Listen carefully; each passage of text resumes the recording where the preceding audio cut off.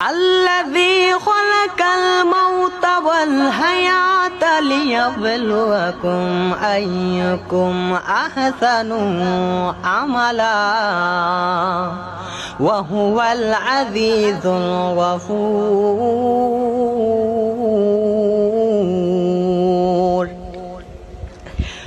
মহামহিমান্বিত তিনি সর্বময় কর্তৃত্ব যার করায়ত্ত, তিনি সর্ববিষয়ে সর্বশক্তিমান, যিনি সৃষ্টি করেছেন মৃত্যু ও জীবন তোমাদেরকে পরীক্ষা করার জন্য। কে তোমাদের মধ্য কর্মে উত্তম, তিনি পরাক্রমশালী ক্ষমাশীল। আল্লাহ রাব্বুল আলামিন আমাদের জীবন দিয়েছেন, জীবনের পরে আবার মৃত্যু দিবেন। জীবন পাওয়ার পরে কেউ মেম্বার হয়ে গেছে, জীবন পাওয়ার পরে কেউ এমপি হয়ে গেছে, জীবন পাওয়ার পরে কেউ চেয়ারম্যান হয়ে গেছে, জীবন পাওয়ার পরে কেউ আবার মন্ত্রী হয়ে গেছে, অনেকে রিক্সা ড্রাইভার হয়ে গেছে, আলেম হয়ে গেছে, অনেকে আবার শয়তান হয়ে গেছে। সব কিছু আল্লাহ সৃষ্টি করার পরে আমার আল্লাহ বলেন, জীবন দেওয়ার পরে বান্দা অনেক কিছু হয়ে গেছে।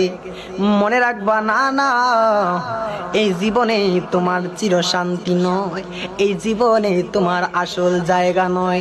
এই জীবনের পরে আমি আল্লাহ তোমাদেরকে আবার মৃত্যু দিব। মৃত্যু, এই মরণ হবে একবার, জন্ম হবে একবার, মৃত্যু হবে বারবার।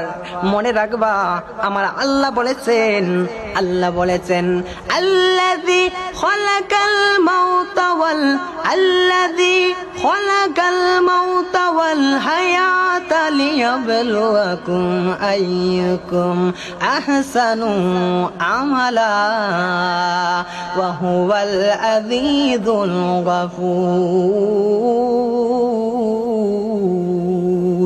আল্লাহ বলেছেন, আমি সর্বশক্তিমান, আমি জীবন দিয়েছি আবার মরণ দিব, মরণের পরে যাররা যাররা হিসাব নিব।